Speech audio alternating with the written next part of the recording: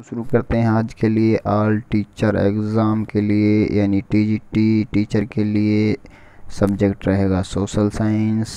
तो पहला क्वेश्चन है, मैं भारत के लिए ऐसा संविधान हूँ जो उसे गुलामी और अधीनता से मुक्त करे। मैं ऐसे भारत के लिए प्रयास करूँगा जिसे सबसे गरीब व्यक्ति भी अपना जाने, अपना माने। तो यहाँ पे आपका ये कथन दिया गया है। ये कथन किसका है? पहला ऑप्शन है बी आर अम्बेडकर, दूसरा ऑप्शन है जवाहरलाल नेहरू, तीसरा ऑप्शन है राजेंद्र प्रसाद और चौथा ऑप्शन है आपका महात्मा गांधी। तो ये जो कथन है ये बी आर अम्बेडकर का कथन है। दूसरा क्वेश्चन है, यहाँ पे मिलान करना है। इधर ज्वालामुखियों के नाम दिए गए हैं, इधर देश यानी कंट्रीज के नाम दिए गए हैं। तो कौन सी कंट्री में कौन सी ज्वालामुखी है ये आपको बताना है। तो सबसे पहले स्ट्राम्बोली जो ज्वालामुखी है ये आपकी इटली में है।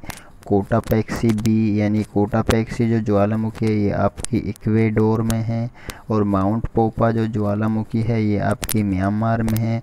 और जो किलिमंजारो ज्वालामुखी है ये आपकी तंजानिया में है। तो यहाँ पे आपका राइट आंसर होगा ऑप्शन नंबर 4 यानी कि पहले ए में 2, बी में 3, सी में 4 और डी में 1। अगला देखते हैं आपका यहाँ पे हम तीसरा क्वेश्चन है आर्थिक नियोजन संबंधित है। ये यहाँ पे कॉमर्स से जुड़ा क्वेश्चन है। आर्थिक नियोजन किससे संबंधित है? समाजवादी अर्थव्यवस्था से, मिश्रित अर्थव्यवस्था से।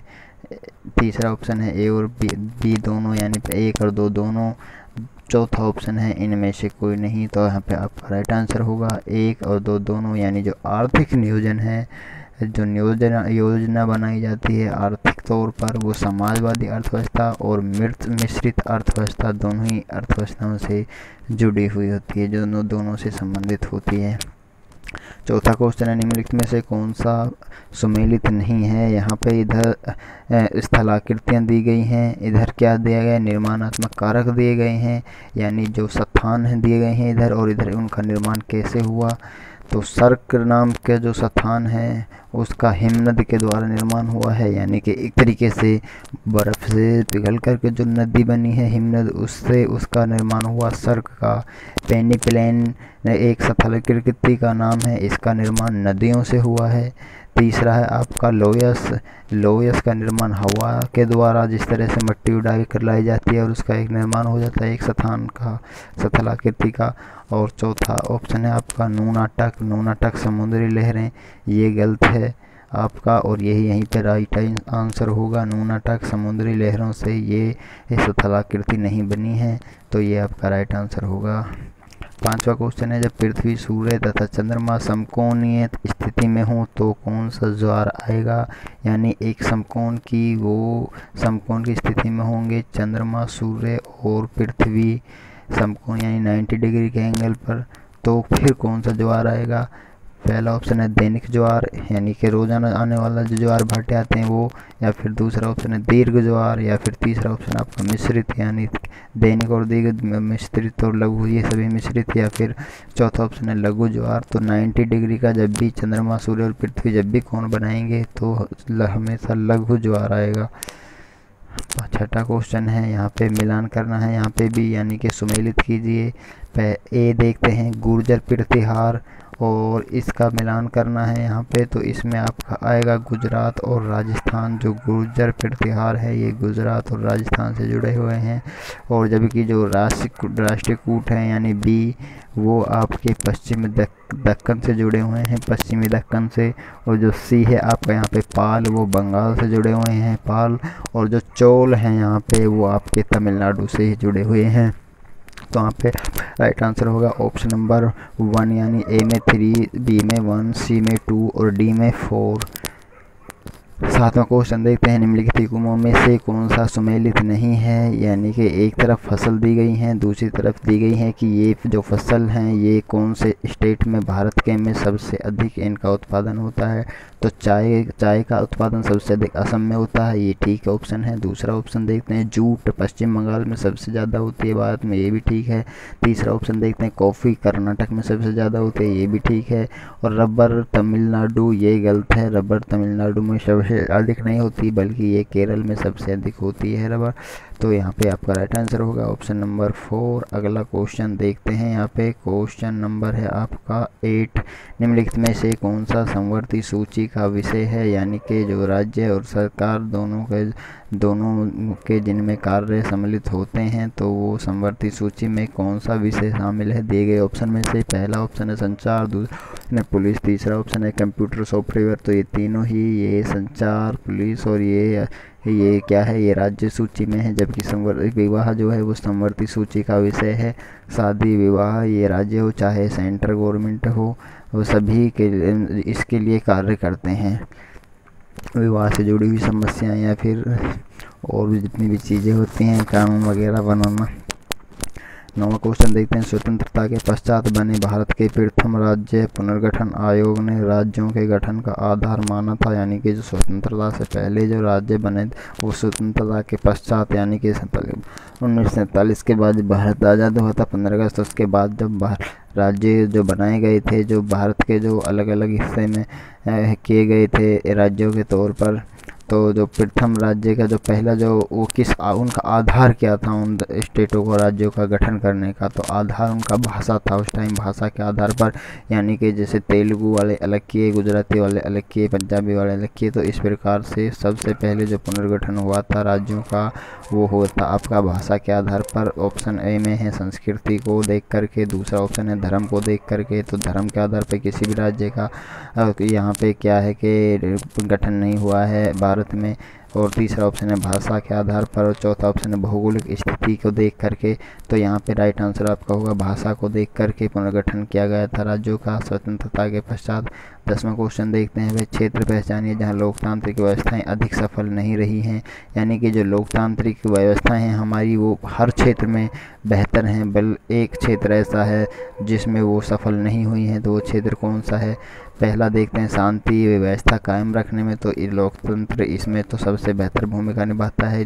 उसमें सभी की सुनी जाती है, लोकतंत्र में सभी को हर बात को अच्छी बुरी और सभी के लिए पूरी आज़ादी दी जाती है। तो शांति और व्यवस्था कायम रखने में लोकतंत्र ने अपनी भूमिका निभाई है सफलतापूर्वक। दूसरा ऑप्शन देखते हैं आर्थिक असमानताओं में कमी लाने में, तो ये बिल्कुल गलत बात है, यानी कि लोकतंत्र से आर्थिक असमानताओं में कमी नहीं आई है, बल्कि आर्थिक असमानताएं और बढ़ती जा रही हैं। जिनके पास करोड़पति लोग हैं, जिनके पास पैसा है, दौलत है, माल है, उनके पास पैसा बढ़ता ही जा रहा है, और कुछ ही परसेंट चंद लोगों के पास काफ़ी पैसा है, बाकी कुछ अभी भी गरीबी रेखा से नीचे जो है अपनी ज़िंदगी गुजार रहे हैं। बहुत सारे उनके लिए तरीके किए गए हैं, रिजर्वेशन वगैरह और भी बाकी सारी चीज़ें, पर फिर भी असमानता में कमी नहीं आई है आर्थिक तौर पर।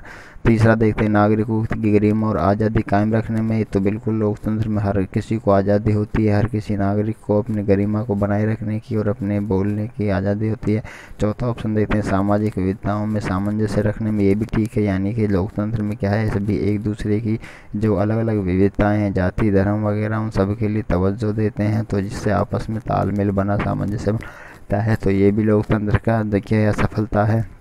तो यहाँ पे सफलता नहीं है, यानी कि आर्थिक असमानताएं इसने कम नहीं की हैं लोकतंत्र ने, तो ये इसकी सफलता नहीं है, ये इसका राइट आंसर है।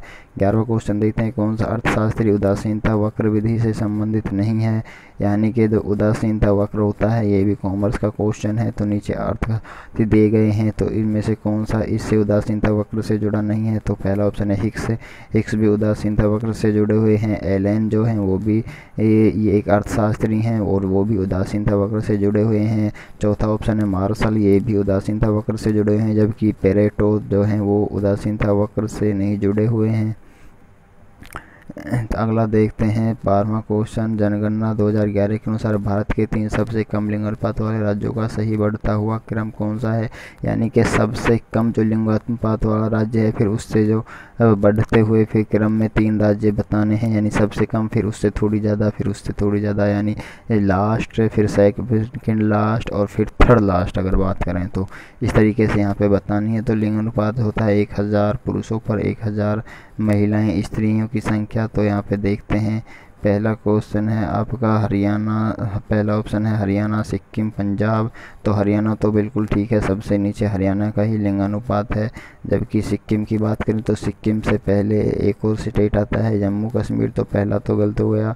दूसरा आपका बिल्कुल सही है, हरियाणा है। उस हरियाणा के बाद में थोड़ा ठीक ठाक है जम्मू कश्मीर का, उसके बाद में थोड़ा और बढ़ा है सिक्किम का लिंगानुपात। उसके बाद में तो ये 3 से के सबसे लास्ट, थर्ड लास्ट ये स्टेट हैं जिनका लिंगानुपात सबसे कम है, यानी हरियाणा दूसरे नंबर पे, सिक्किम दूसरे से सेकंड लास्ट में, और थर्ड से लास्ट में सिक्किम, और दूसरे में जम्मू कश्मीर।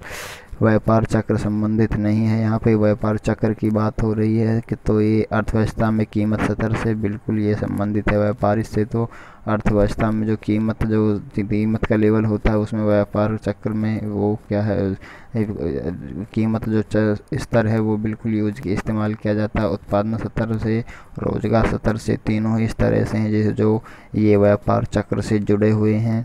जबकि सरकार में राजनीतिक दल से ये व्यापार चक्र नहीं जुड़ा हुआ है। सरकार में जो राजनीतिक दल होते हैं वो उनकी अपनी अलग भूमिका होती है, वो किसी न किसी एक अलग तरीके से अपने प्रभावित करते हैं। बट जो ये व्यापार का जो चक्र होता है इससे वो जुड़ा हुआ नहीं है, उससे संबंधित नहीं है। 14वां क्वेश्चन देखते हैं, भारत में स्थानीय स्वशासी निकायों में सीटें आरक्षित रखी जाती हैं। पहला ऑप्शन है मात्र अनुसूचित जाति के लिए, यानी कि भारत में स्थानीय स्वशासी निकायों में जो सीटें आरक्षित हैं वो किसके लिए आरक्षित हैं? अनुसूचित जाति के लिए हैं, केवल महिलाओं के लिए हैं नहीं, बल्कि क्या है, अनुसूचित जाति के लिए भी हैं, अनुसूचित जनजाति के लिए भी हैं और महिलाओं के लिए भी हैं। चौथा ऑप्शन है अनुसूचित जाति, अनुसूचित जनजाति, पिछड़ी जाति और महिलाओं के लिए। तो यहाँ पे जो पिछड़ी जाति है उनके लिए निकायों में सीटें आरक्षित नहीं हैं। निकायों में जो सीटें आरक्षित हैं वो केवल और केवल अनुसूचित जाति, अनुसूचित जनजाति और महिलाओं के लिए ही आरक्षित हैं। यानी चुनाव वगैरह जो होते हैं उनमें केवल अनुसूचित जाति, अनुसूचित जनजाति और महिलाओं के लिए सीटें आरक्षित होती हैं। 15वां क्वेश्चन देखते हैं, नेपाल में वर्ष 2006 में चले लोकतंत्र समर्थक आंदोलन हेतु बने राजनीतिक गठबंधन का नाम था। यानी कि नेपाल में 2006 में लोकतंत्र समर्थन आंदोलन चला था, यानी कि वो लोकतंत्र के समर्थन में लोगों ने आंदोलन चलाया था कि लोकतंत्र यहाँ पे होना चाहिए, और तभी वहीं पे राजाशाही खत्म होकर के, राजतंत्र खत्म होकर के लोकतंत्र आया था नेपाल में। तो ये आपका गठबंधन का उसका नाम क्या था जिसने मिलकर के इस लोकतंत्र समर्थन आंदोलन को चलाया था? पहला ऑप्शन है फॉर डेमोक्रेसी, दूसरा है 7 पार्टी अलायंस, तीसरा है होप, चौथा है डेमोक्रेसी फॉर पीस। तो यहाँ पर आपका राइट आंसर होगा ऑप्शन नंबर सेकंड, यानी 7 पार्टी अलायंस। इसमें 7 पार्टियाँ थी नेपाल की जिन्होंने मिलकर के लोकतंत्र समर्थन आंदोलन चलाया था, और राजनीतिक गठबंधन का इसको नाम दिया था क्योंकि इसमें राजनीतिक से जुड़ी हुई राजनीतिक के 7 पार्टियाँ इसमें शामिल थी। 16वां क्वेश्चन है, प्रयाग प्रशस्ति के लेखक कौन है? तो प्रयाग प्रशस्ति जो है ये इसके लेखक हैं, पहला ऑप्शन हरिसेन, दूसरा ऑप्शन है कलहंत, तीसरा ऑप्शन है हर्षवर्धन और चौथा ऑप्शन है कालिदास। तो इसका जो लेखक हैं वो हरिसेन है। और ये जो प्रयाग प्रशस्ति जो बुक है ये आपके ये एक गुप्त जो राजा हैं उनसे जुड़ी हुई एक बुक्स है। इसमें बताना है बहुलक, ये भी कॉमर्स का क्वेश्चन है, इसमें बहुलक की गणना करनी है। तो इसमें बारंबारता देखते हैं किसकी ज़्यादा है, तो 9 इसमें सबसे अधिक बार 4 बार आया है, तो 9 इसका क्या है, बहुलक है। तो राइट आंसर यहाँ पे होगा सेकंड ऑप्शन 9। 18वां क्वेश्चन देखते हैं, शाहजहाँ की माता का नाम बताना है यहाँ पे। तो शाहजहाँ की माता नाम नहीं बताना, बल्कि यहाँ पे बताना है कि शाहजहाँ की माता थी। तो शाहजहाँ की जो माता थी वो राठौर राजकुमार थी, या इनके वो राठौर परिवार से जुड़ी हुई थी। इनका क्या है सम्राट जो ये थी राठौर राजकुमारी थी, इनका शाहजहाँ की माता। यहाँ पे ये जो उनकी एक डायनेसिटी है, पूरी जो परिवार है उसके लेवल का ये ऑप्शन दिया है यहाँ पे। तो पहला ऑप्शन है कच्छावा राजकुमारी, दूसरा राठौर राजकुमारी, तीसरा सिसोदिया राजकुमारी और चौथा है आपका चौहान राजकुमारी। तो यहाँ पे आपको जो ये जगत गोसाई मारवाड़ के राठौर परिवार से इनकी जो माताजी थी वो संबंधित थी। और अगर उनकी बात करें उनका नाम की, तो जगत गोसाई ही इनकी माता का नाम था। और ये राठौर परिवार से संबंधित थी, जो जोधपुर मारवाड़ के शासक उदय सिंह की पुत्री थी। तो उदय सिंह भी राठौर परिवार से ही संबंधित थे, तो ये भी राठौर राजकुमारी ही कहलाएंगी इसलिए। तो 19वां क्वेश्चन देखते हैं, टाइफून का उत्पत्ति स्थल क्या है। तो टाइफून जो ये है, ये टाइफून क्या है, दरअसल ये टाइफून एक आपका क्या बोलते हैं उसको, एक चक्रवात है। टाइफून क्या है, एक चक्रवात का नाम है। तो ये जो चक्रवात है ये कहाँ से उत्पन्न होता है, इसका उत्पत्ति स्थल बताना है। पहला ऑप्शन है उत्तरी अंध महासागर में, दूसरा ऑप्शन उत्तरी पश्चिम प्रशांत महासागर में, तीसरा ऑप्शन है दक्षिणी हिंद महासागर में, चौथा ऑप्शन है दक्षिणी प्रशांत महासागर में। तो आपका राइट आंसर होगा यहाँ पे यानी कि उत्तरी पश्चिम प्रशांत महासागर इसका जो है उत्पत्ति स्थल है, वहीं से ये टाइफून जो चक्रवात है ये उत्पन्न होता है। 20वां आज के लिए लास्ट क्वेश्चन है, ये हर्षचरित के लेखक कौन है। तो हर्षचरित ये जो बादशाह थे उस समय के, तो इन्होंने इनके बारे में उस समय इनके जो राजकवि थे बाणभट्ट, इन्होंने ही पुस्तक लिखी है। इसमें हर्षचरित जो है इनके हर्षवर्धन जो राजा थे उनके जीवन के बारे में चीज़ें लिखी गई हैं बाणभट्ट के द्वारा। बाणभट्ट उस समय हर्षवर्धन के राजकवि हुआ करते थे।